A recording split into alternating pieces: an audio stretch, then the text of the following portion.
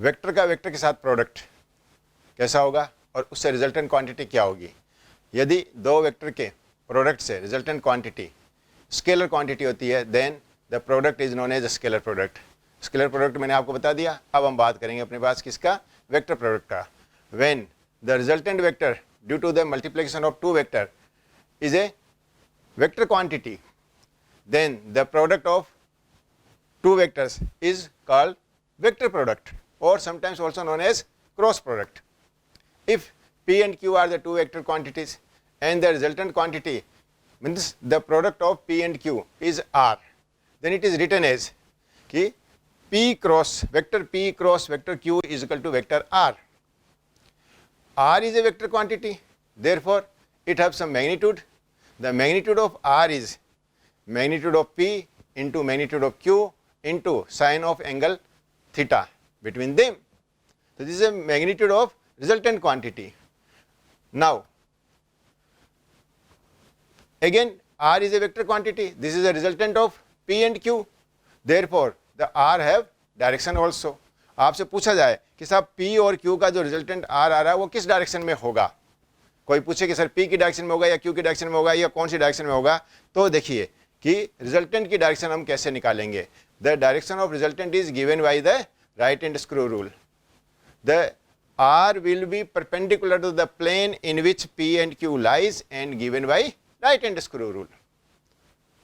ठीक है, तो हम क्या लिखते हैं, आर को क्या लिखा, P cross Q, this is equal to P Q sine theta N cap. N cap is the direction of resultant vector R. N cap किस डायरेक्शन में हो गया, तो क्या बताया था आपको कि N cap is a unit vector perpendicular to the plane in which P and Q lies and given by right hand screw rule. अब बात आता है कि राइट हैंड स्क्रू रूल क्या है। तो राइट हैंड स्क्रू रूल क्या देखा गया अपने पास कि राइट हैंड स्क्रू रूल को हम दाएं हाथ की, यदि हम इसको राइट हैंड की फिंगर्स के अलोंग अकॉर्डिंग उस सेंस में हम यदि राइट हैंड स्क्रू को घुमाते हैं तो वो हमारे राइट हैंड के थंब की डायरेक्शन के अंदर में प्रोसीड करता है, मूव करता है। This is right hand screw rule. ठीक है, तो इसलिए हम ये सिंबल बनाते हैं किसके लिए, राइट हैंड स्क्रू रूल का, कि यदि हमने किसी स्क्रू को दाएं हाथ की अंगुलियों की डायरेक्शन में घुमाया तो उसका थंब, राइट हैंड का थंब उसके स्क्रू के आगे बढ़ने की डायरेक्शन को दिखाता है अपने पास। ठीक है, तो ये है राइट हैंड स्क्रू रूल। अब बात आती है कि दो वेक्टर का क्रॉस प्रोडक्ट हम कैसे करेंगे। तो जैसे हमने बताया था कि there are three steps of addition of two vectors, just like there are three steps of multiplication of two vectors. दो वेक्टर के मल्टीप्लिकेशन के भी हमारे पास कितने हैं, तीन स्टेप्स हैं। फर्स्ट स्टेप क्या है कि if you want to take the cross product of two vectors, then we first draw the two vectors starting from same points. हम दोनों वेक्टर को एक ही पॉइंट से स्टार्ट होता हुआ हम बनाते हैं। Then second step we then determine the plane in which the P and Q lies. जिस प्लेन में पी और क्यू लाई करते हैं हम उस प्लेन को डिटरमाइन करते हैं। Then the third step, the direction of resultant vector is perpendicular to that plane and given by the right hand screw rule. अब देखिए, मैं अब आपको एक परफॉर्म करके दिखाता हूँ कि मेरे पास दो वेक्टर हैं, ठीक है, और मैं उनका क्रॉस प्रोडक्ट लेता हूँ। तो देखिए, मैं आपके पास एक दो वेक्टर दिखाता हूँ आपको। Let we have two vectors, हमारे पास दो वेक्टर हैं। कौन कौन से हैं आप ज़रा देखिए। एक तो हमारे पास कौन सा है, vector R for red, and दूसरा वेक्टर कौन सा है, वेक्टर बी फॉर ब्लैक। ये दो वेक्टर हैं, दोनों को क्रॉस प्रोडक्ट लेने के लिए हम दोनों को एक ही पॉइंट से स्टार्ट होता हुआ बनाएंगे। हमने इन दोनों को एक ही पॉइंट से स्टार्ट होता हुआ बना दिया। ठीक है, अब वो क्या करेंगे कि we trace the plane in which the two vector lies, हम उस प्लेन को ट्रेस करेंगे। तो ज़रा आप देखिए, मैं अब आपको इन दोनों एरो के ऊपर एक प्लेन लगा के दिखाता हूँ। ठीक है, तो देखिए, this is the plane in which the two vector lies. First is the vector R and second is the B. अब हमें क्या करना है, आर क्रॉस बी करना है, आर और बी का क्रॉस प्रोडक्ट डिटरमाइन करना है। तो आर और बी का क्रॉस प्रोडक्ट किधर होगा, इस प्लेन के परपेंडिकुलर। इन विच डायरेक्शन, तो हमने क्या कहा कि if we turn the vector R towards the vector B, हमने आर को बी की ओर टर्न किया तो क्या देखेंगे अपने पास कि the resultant will be perpendicular inward direction. हमने अंगुलियों को, राइट हैंड की अंगुलियों को यदि हम आर क्रॉस बी की डायरेक्शन में टर्न कर रहे हैं, आर क्रॉस बी की डायरेक्शन में टर्न कर रहे हैं, तो थंब किधर की ओर है, इनवर्ड। यदि मैं अपने पास बी क्रॉस आर करता हूं, बी को आर की ओर टर्न करता हूं, राइट हैंड स्क्रू को यदि मैं ऐसे टर्न करता हूं तो कैसे आएगा वो, बाहर की ओर। और यदि मैं ऐसे टर्न करता हूं तो कैसे जाएगा, अंदर की ओर। ये हमारा राइट हैंड स्क्रू है, इसे हमने यहां पर लगाया। यदि मैं इसको ऐसे टर्न करता हूं इधर की ओर, इस डायरेक्शन में ऐसे, तो ये कैसे जा रहा है, अंदर की ओर। तो इस डायरेक्शन में कौन, R cross B, R cross B, resultant of R cross B is perpendicularly inward direction. और यदि मैं बी क्रॉस आर करता हूं, बी को आर की ओर टर्न करता हूं, या राइट हैंड स्क्रू को मैं ऐसे टर्न करता हूं, तो क्या देखूंगा आपने कि जो राइट हैंड स्क्रू है वो कैसे आ रहा है, परपेंडिकुलरली आउटवर्ड आ रहा है। तो B cross R will be perpendicularly in this direction and R cross B is perpendicularly inward direction. ठीक है, ऐसे यदि मुझे क्या किया जाए, दो वेक्टर ऐसे दे दिया जाए, एक वेक्टर को मैंने यूं टर्न कर दिया तो ये इस प्लेन में लाई करते हैं। यदि मैंने इसको ऐसे कर दिया, ठीक है, ऐसे, तो ये टर्न ऐसे हो जाएगा। आप किसी भी डायरेक्शन के अंदर में दो वेक्टर को ले लीजिए, उन दो वेक्टर से हरदम एक प्लेन पास होगा। आप आर इधर ले लें और बी इस साइड में ले लें, ठीक है।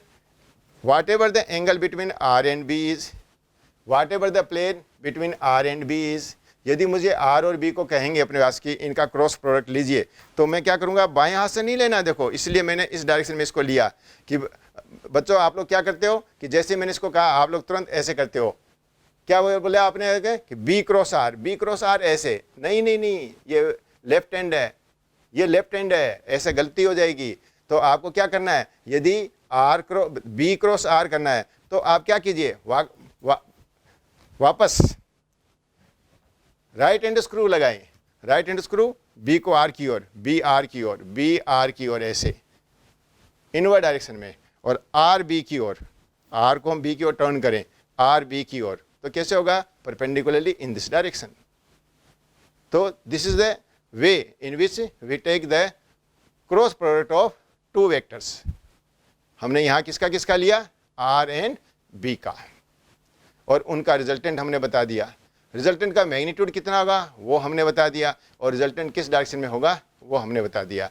एक चीज़ और हमने देखा कि आर क्रॉस बी और बी क्रॉस आर, ये दोनों हरदम कौन सी डायरेक्शन में आ रहे हैं, एक दूसरे के अपोजिट डायरेक्शन में। That's why the R cross B और B cross R not equal vector, they are in opposite direction में। That means the cross product is not commutative, cross product commutative नहीं होता। बात क्लियर हुई बच्चों।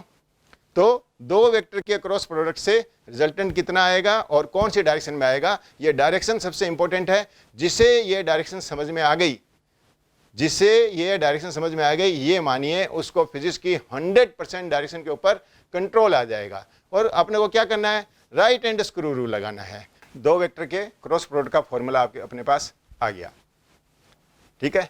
अब हम देखने जा रहे हैं अपने पास, तो ये क्रॉस प्रोडक्ट और vector product of two equal vector, दो इक्वल वेक्टर का हम क्या करने जा रहे हैं, क्रॉस प्रोडक्ट करने जा रहे हैं। इट मीन्स हमने एक कोई वेक्टर ले लिया ए, इट मीन्स हम क्या डिटरमाइन करने जा रहे हैं कि A cross A is equal to what, A cross A कितना होगा, ठीक है। तो जो वेक्टर प्रोडक्ट है उसके फॉर्मूले से हम देखें तो क्या हो जाएगा, A cross A is equal to A का मैग्नीट्यूड इंटू ए का magnitude into sine of angle between them. दो इक्वल वेक्टर के बीच में साइन कितना होता है, जीरो, एंगल कितना होता है, 0 डिग्री। तो इसलिए क्या हो जाएगा कि A cross A is equal to A into sine 0 degree into N cap. ये एन कैप क्या है, बोले जो दो वेक्टर हैं उनके प्लेन के परपेंडिकुलर एक यूनिट वेक्टर है जो राइट हैंड स्क्रू रूल से दिया जाता है। अब जरा देखो कि हमें इस एन कैप की ज़्यादा जरूरत ही नहीं पड़ेगी।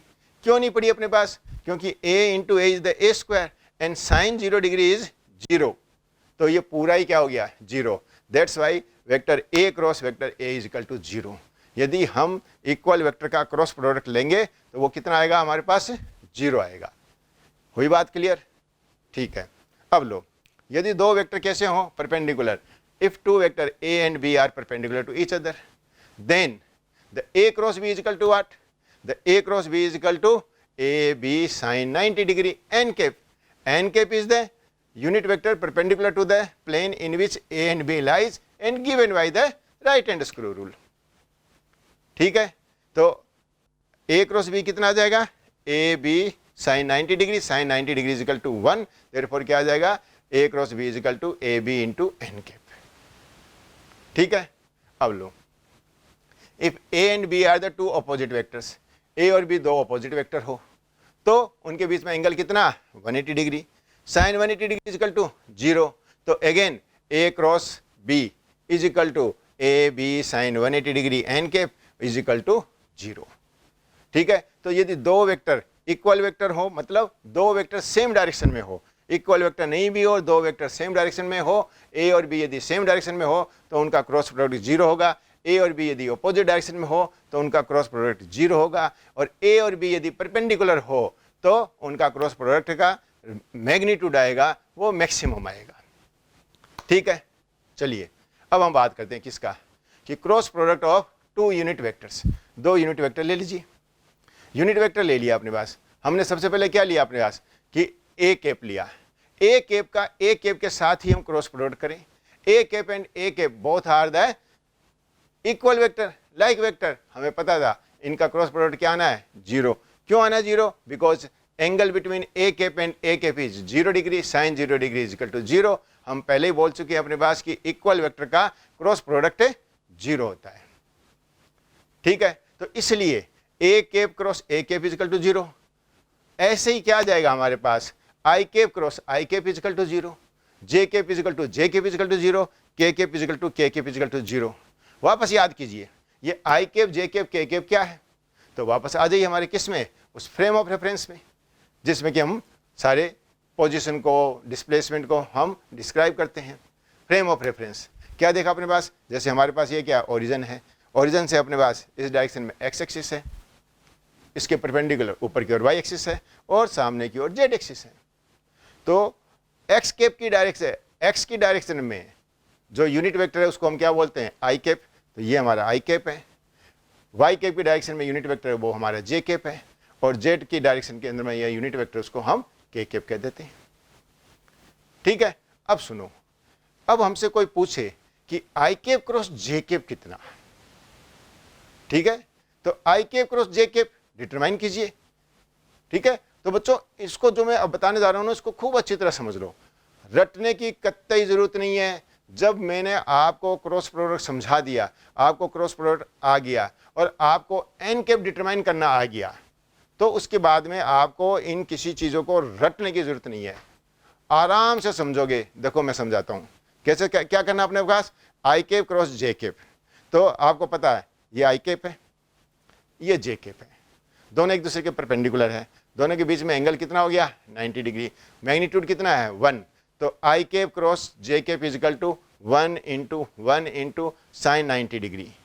अब इनके रिजल्टेंट की डायरेक्शन किधर होगी, तो आपको पता है कि जिस प्लेन के अंदर में i कैप और j कैप लाई करेंगे तो वो किस प्लेन में होगा, x और y, xy प्लेन में, xy प्लेन में होगा। इस xy प्लेन के परपेंडिकुलर कौन होगा, इनका रिजल्टेंट। अब जरा देखो xy प्लेन के परपेंडिकुलर कौन, प्लस z और माइनस z।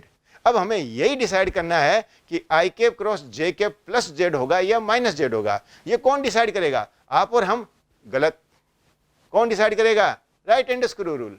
लगाइए राइट हैंड स्क्रू रूल। क्या कीजिए, i कैप को j कैप की ओर टर्न कीजिए। मैं यदि i कैप को j कैप की ओर टर्न करता हूं, i कैप को j कैप की ओर टर्न करता हूं, तो जरा देखिए मेरे दाएं हाथ की फिंगर्स को मैं ऐसे टर्न करता हूं, तो थंब किधर है, प्लस जेड या माइनस जेड की डायरेक्शन में।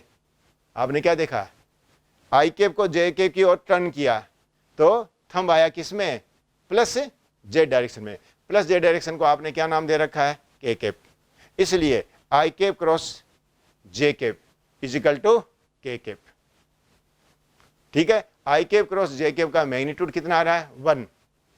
क्यों आ रहा है 1, क्योंकि आई कैप का मैग्नीट्यूड 1, जे कैप का मैग्नीट्यूड 1, दोनों के बीच में angle 90 degree, sine 90 degree equal to 1, तो 1 into 1 into 1 into N cap, और एन कैप कौन है इस बार? K cap. N cap is the unit vector perpendicular to the plane in which the two vector lies, और दोनों vector कौन कौन है? आई कैप और जे कैप। आई कैप और जे कैप के प्लेन के perpendicular right hand screw rule से कौन आया? के कैप। ठीक है, अब यदि मैं, ठीक है, इसी तरह अब जो कोई मुझे कह दे कि नहीं, अब आप आई कैप क्रॉस के कैप कीजिए। आई कैप क्रॉस, देखो आई कैप ये रहा, के कैप ये रहा, आई क्रॉस के करूं, आई को के की ओर घुमाऊं, आई को के की ओर घुमाऊं, तो किधर घूमेगा अपने पास? आई को के की ओर घुमाइए, दाएं हाथ के फिंगर्स को आई क्रॉस के कीजिए, तो कैसे जाएगा? नीचे की ओर। नीचे की ओर कौन सा गया? माइनस जे। और यदि मैं के क्रॉस आई करता हूं, मैं क्या करता हूं कि इस जेड एक्सिस को यदि मैं एक्स एक्सिस की ओर घुमाऊं, तो क्या देखूंगा? जेड क्रॉस एक्स, मतलब K cap cross I cap, K cap cross I cap is equal to Y cap. Y cap means J cap. तो यदि कोई मुझे कह दे अपने पास कि के कैप क्रॉस आई कैप कीजिए, तो K cap cross I cap is equal to J cap. ऐसे कोई मुझे कह दे अपने पास कि J cap cross K cap कीजिए, जे है, ये जे है, आपको पता है, जे को के की ओर घुमाइए, जे को के की ओर घुमाइए, मतलब वाई को जेड की ओर घुमाइए। वाई और जेड का प्लेन कौन सा होगा? Y Z plane. इस प्लेन के परपेंडिकुलर वाई क्रॉस जेड या J cap cross K cap, तो J cap cross K cap plus x.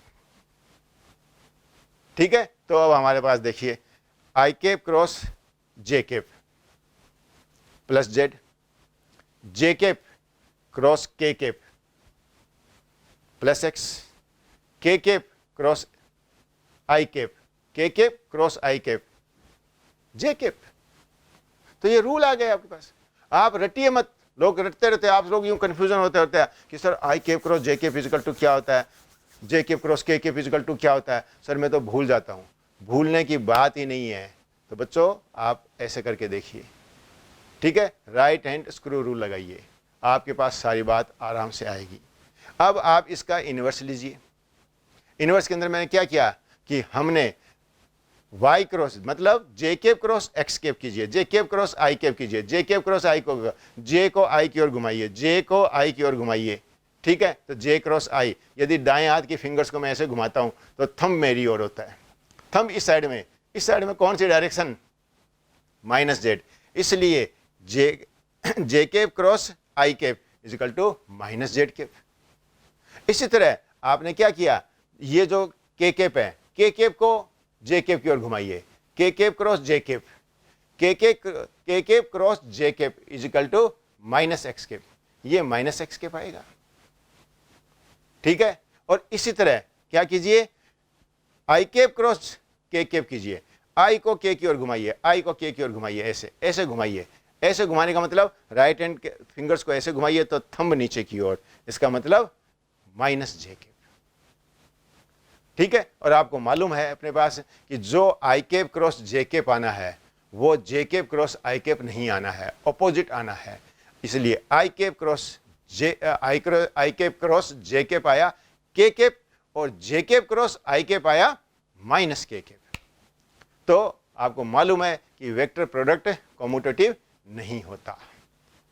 बात हुई क्लियर? ठीक है, आप फ्रेम ऑफ रेफरेंस में भी क्या देखते हो, आपने बना रखा, आपने फ्रेम ऑफ रेफरेंस बना रखा है। जैसे मैंने यूं कह दिया अपने पास कि हमारे वो ओरिजिन है, ओरिजिन से ये एक्स एक्सिस हो गई, ठीक है, वहां से हमने वाई एक्सिस ले ली, ऐसे ही हमने जेड एक्सिस ले ली। मैं किस प्लेन पर खड़ा हूं? मैं किस प्लेन पर खड़ा हूं? तो एक्स और जेड प्लेन पर मैं खड़ा हूं अपने पास। अब यहां पर मुझे कोई कह दे अपने पास कि क्या कीजिए कि एक्स को वाई की ओर घुमाइए, ऐसे घुमाइए, तो देखिए जेड आ रहा है। कोई मुझे कह दे ये वाई है, वाई को आप जेड की ओर घुमाइए, वाई को जेड की ओर घुमाइए, देखिए कौन आ रहा है? एक्स आ रहा है। ऐसे ही मुझे कह दे जेड को एक्स की ओर घुमाइए, यदि मैं जेड को एक्स की ओर ऐसे घुमाता हूं तो जरा देखिए कौन आ रहा है? वाई कैप आ रहा है। ठीक है, तो ये राइट हैंड स्क्रू रूल को समझिए, राइट हैंड स्क्रू रूल को समझिए सर जी हर जगह काम आता है। आपके डेली लाइफ के अंदर में जो ज़्यादातर 99% जो स्क्रू होते हैं वो सब राइट हैंड स्क्रू होते हैं। कहीं पर भी हमें थोड़ी सी टेक्निकल प्रॉब्लम होती है, टेक्निकल ज़रूरत होती है, फॉर टेक्निकल नेसेसिटी हम लेफ्ट हैंड स्क्रू काम में लेते हैं, अदरवाइज सारे राइट हैंड स्क्रू काम में आते हैं। अरे देखो ना, डेली लाइफ में देखो, पानी पीने वाली बोतल है, वाटर बोतल है, खोलते हो ना, जरा उसको खोलो, कैप को आपको ऊपर की ओर ले जाना है।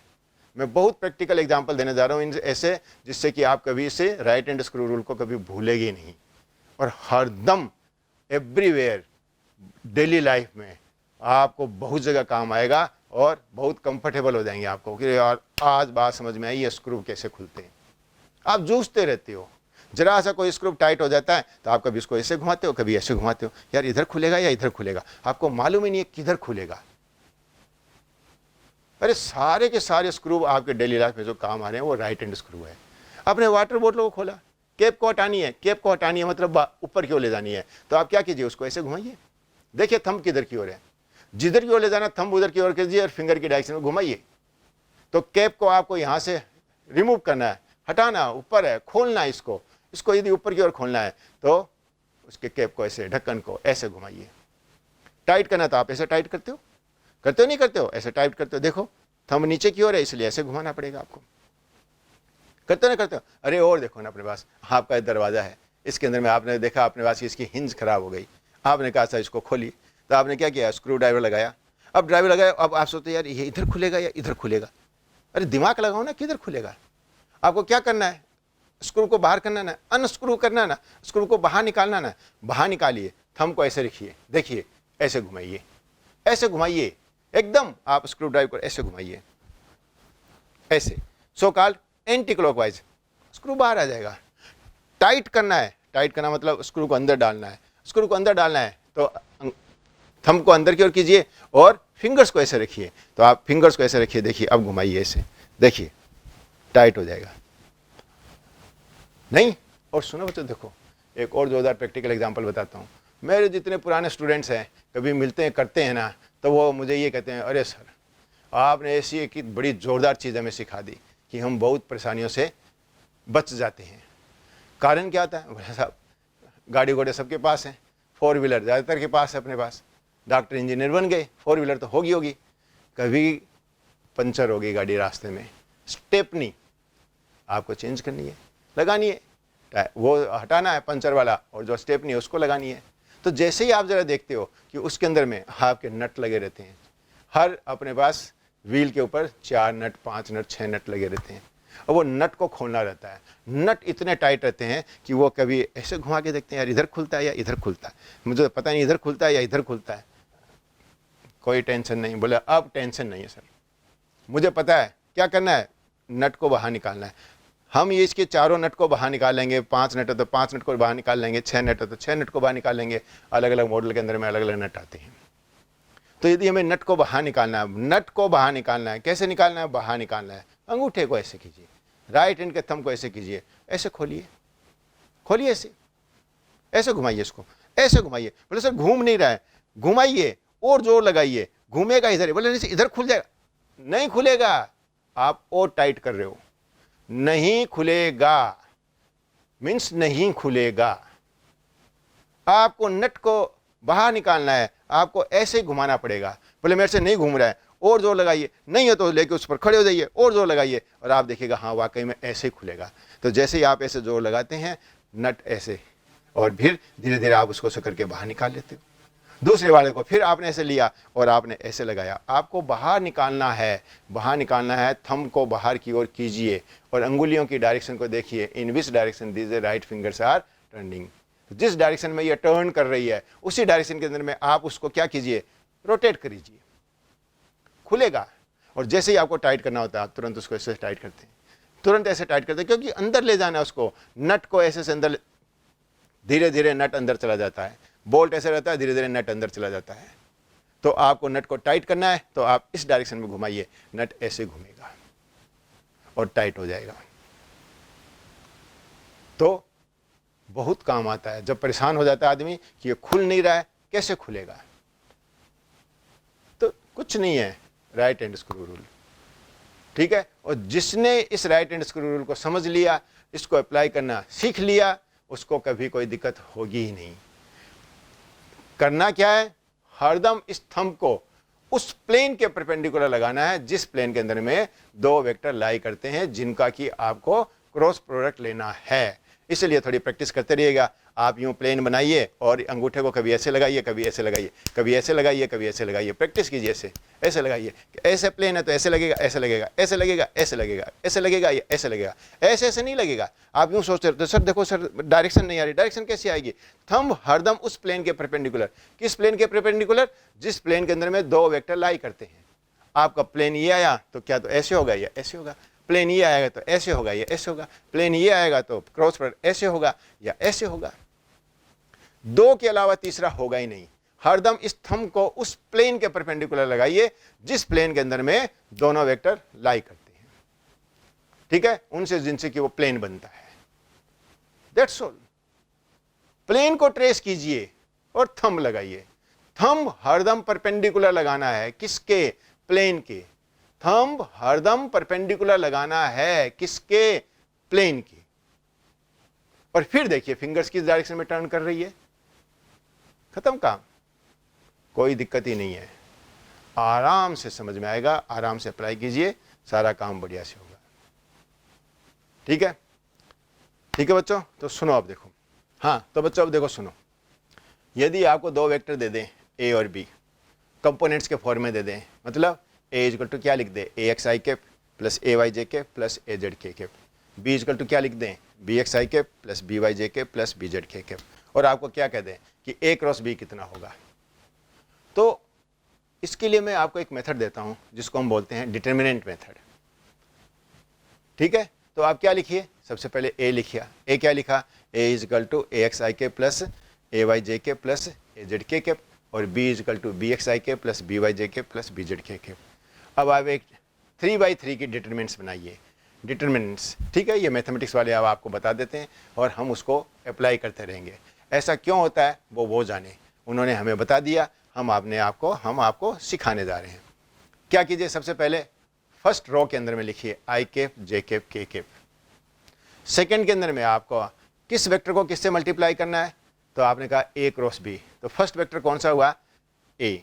तो आप आई कैप के साथ ए का कंपोनेंट लिख लिए, वो कौन सा हो गया, एक्स कैप। जे कैप के साथ ए का कंपोनेंट लिखिए, वो होगा वाई कैप। और के कैप के साथ ए का कंपोनेंट लिखिए, वो कौन होगा, ए जेड। ठीक है, अब ये हो गई सेकेंड रो।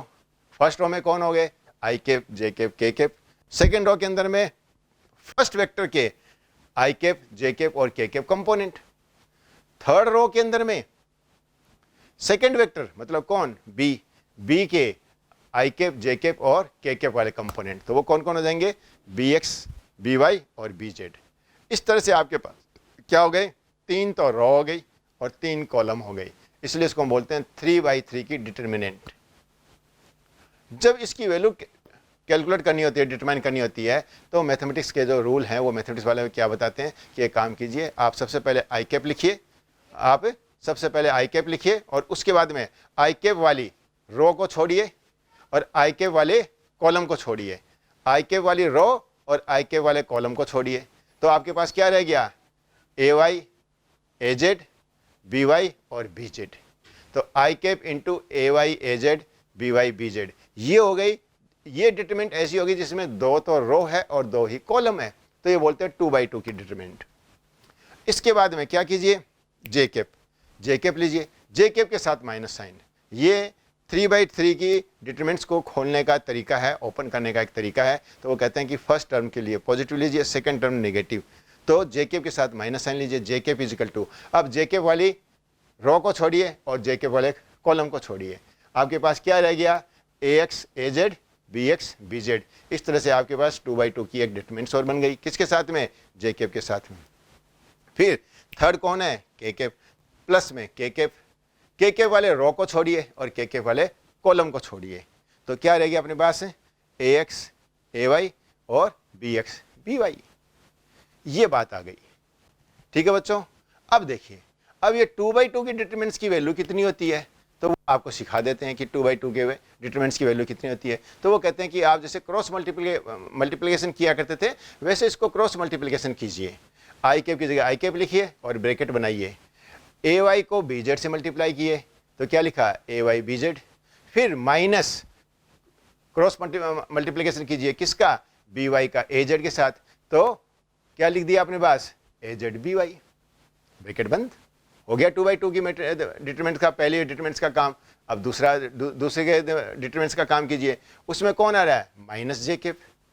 अब उसको क्रॉस मल्टीप्लाई कीजिए, माइनस जे केप के साथ क्या किया आपने पास, ठीक है, तो ए एक्स और बी जेड, ए एक्स को किससे मल्टीप्लाई किया, बी जेड से, तो A X B Z minus B X A Z, ये आया। क्योंकि आपके पास क्या हुआ, जे वाला कॉलम और जे वाली रो तो हट गई, इसलिए कौन कौन हट गए, ए वाई और बी वाई हट गए। आपके पास क्या बचा था अपने पास कि A X B Z, A X A Z, B X B Z, cross multiply किया तो क्या गया, ए एक्स को B Z minus B X A Z. फिर अब आप तीसरी पर आइए, प्लस के केप। अब के केप के अंदर में आपके पास 2/2 की डिटरमिनेंट्स है, उसमें कौन है कि A X A Y B X B Y, K cap वाले के साथ में। तो अब आपने उसको मल्टीप्लाई किया तो क्या आया अपने पास कि K cap into A X B Y minus B X A Y, ये बात आ गई। ठीक है बच्चों, चलिए अब एक काम और कर सकते हैं आप कि जो जे केप के साथ जो माइनस साइन था उसको आप अंदर ले जाइए, तो आपके पास ए क्रॉस बी किसके बराबर आ गया, A cross B is equal to I cap into A Y B Z minus B Y A Z, plus जो पहले था उसको बाद में, जो बाद में था उसको पहले। तो क्या लिखोगे अपने पास कि B X A Z minus A X B Z, ठीक है, प्लस के केप वाला वैसे ही रहेगा, वो ऑलरेडी पॉजिटिव में है, तो क्या आ जाएगा K cap into A X B Y minus B X A Y. ठीक है, तो ये किसके बराबर आ गया, ए क्रॉस बी के बराबर।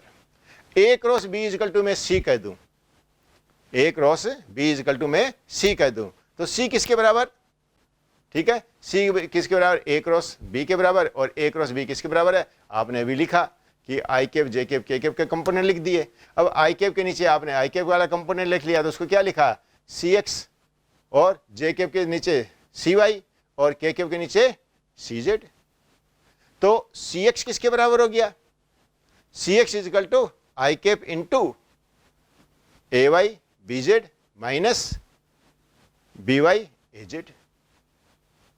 सी वाई किसके बराबर हो गया, C Y is equal to J cap into B X A Z minus A X B Z, और इसी तरह सी जेड इजिकल टू क्या लिखेंगे अपने पास, C Z is equal to K cap A X B Y minus B X A Y. तो ये आ गया अपने पास कौन, ए क्रॉस बी का जो रिजल्टेंट है सी है, उसके एक्स वाई और जेड कंपोनेंट्स। अब आपको पता है कि यदि c is equal to C X I cap plus C Y J cap plus C Z के होता है, तो c का मैग्नीट्यूड कितना होगा, तो under root of C X square plus C Y square plus C Z square. आपको C X क्या आया, तो सी एक्स की वैल्यू पुट कर दीजिए, under root of A Y B Z minus B Y A Z का square plus B X A Z minus A X B Z का square plus A X B Y minus B X A Y का whole square. तो ये आ जाएगा किसका, magnitude of vector C. ठीक है बच्चों, तो इस तरह से यदि आपको कोई दो वेक्टर दे दिया जाए और उनके कंपोनेंट्स के फॉर्म में दे दिया जाए और उसको आपको लिखने को कह दिया जाए, तो आप आराम से लिख दोगे और बता दोगे कि जो रिजल्टेंट वेक्टर सी है वो कितना होगा। ठीक है, चलिए, तो this is all about your vector product.